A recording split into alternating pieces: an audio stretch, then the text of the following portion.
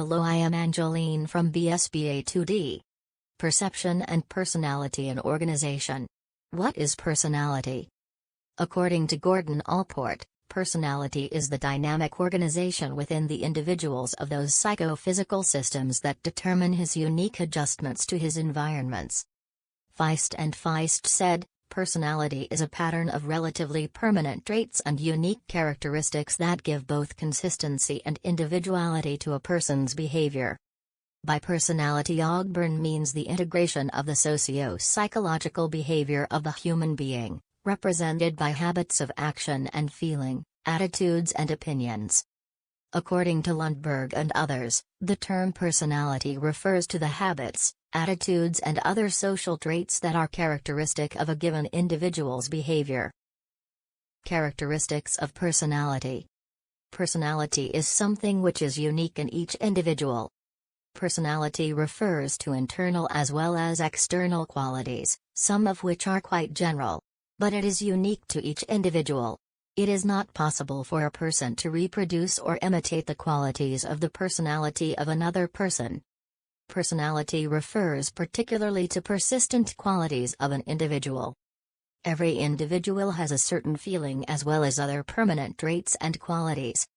Personality is mainly composed of the persistent or permanent qualities that exhibit themselves in form of social behavior and attempt to make an adjustment with the environment. Personality represents a dynamic orientation of an organism to the environment. Personality represents the process of learning. It takes place in reference to the environment. We do not acquire all the traits of personality at once. Personality is greatly influenced by social interactions. Personality is not an individual quality. It is a result of social interaction. In other words, it means that when we come in contact with other members of society, we acquire certain qualities while we exhibit certain others. All these come to form personality.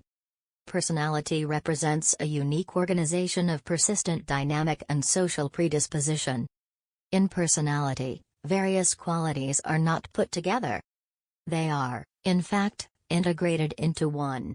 This integration is nothing but a result of organization which may be different from man to man. The behavior of a person directed to one particular individual may differ from the behavior of another person. That is why we put the condition of a suitable environment. This suitability is concerned with individual specificity. Consistency. There is generally a recognizable order and regularity to behaviors. Essentially, people act in the same ways or similar ways in a variety of situations. Psychological and physiological. Personality is a psychological construct, but research suggests that it is also influenced by biological processes and needs. It impacts behaviors and actions. Personality does not just influence how we move and respond in our environment, it also causes us to act in certain ways. Multiple expressions. Personality is displayed in more than just behavior. It can also be seen in our thoughts, feelings, close relationships, and other social interactions. Factors of personality. Environmental factors. Physical factors. Situational factors. Hereditary. Family and social factors. Identification process. Cultural factors. Intelligence. Sex differences. Psychological factors. What is perception? Perception is the process by which individuals organize and interpret their sensory impressions in order to give meaning to their environment. What one perceives can be substantially different from what another person perceives, and both can be very different than the actual objective reality. In fact, behavior is based on one's perception of what reality is, not reality itself. Why is perception important in the workplace? Behavior in the workplace is based on people's perception of the workplace. There are many factors that influence how something is perceived. Factors pertaining to the perceiver can involve the person's attitudes, motives, interests, experience and expectations. Contextual factors can involve time, work setting and social setting. Finally, Factors related to the actual target can involve novelty, motion, sounds, size, background, and proximity. But what does perception have to do with employment? Well, there are various ways that a person can perceive a situation in the work environment that can lead to problems. For example, the following can occur among employees in the workplace on a daily basis. Fundamental attribution error, the tendency to underestimate the influence of external factors and overestimate the influence of internal factors when making judgments about the behavior of others.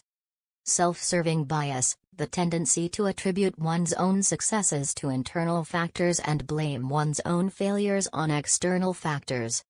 Selective perception, the tendency to selectively interpret what is seen based on one's interests, background, experience, and attitudes. Projection, the tendency to attribute one's own characteristics to other people. Stereotyping, the tendency to judge someone on the basis of the perception of a group to which that person belongs. Halo effect, the tendency to draw a general impression about an individual based on a single characteristic. What effect does perception have on employees and the workplace? In terms of perceptions, research has shown that what employees perceive from their work situation influences their productivity most. Therefore, to influence productivity, it is necessary for employers to assess how workers perceive their jobs. Likewise, absenteeism, turnover, and job satisfaction have more to do with an employee's perception of the job. Those individuals who perceive their jobs as negative are likely to have increased absenteeism, more frequent turnover, and less job satisfaction. The only way to influence these variables is to understand how an employee subjectively perceives the workplace. Consequently, perception influences decision-making within an organization. Take the example of the interview. Within the first few minutes of the interview, the interviewer has learned some information about the interviewee and has formed an impression based on various perceptions. The interviewer then decides whether the candidate is a good fit with the company. The remaining time in the interview is typically spent asking select information that supports the initial decision. Takeaways: managing our perceptions and personality at work. Though we are all human and have a background and a particular perspective on which we rely when perceiving things in the work setting, it is important to be aware of the various factors that influence our perceptions, especially when making important decisions that affect the organization. Sometimes it is a good idea to have a few decision-makers provide an opinion when making big decisions to ensure that various perceptions are considered before taking the plunge. It's also very helpful to have written workplace policies and procedures in place to ensure that reduce the likelihood help narrow the gap between perception and reality.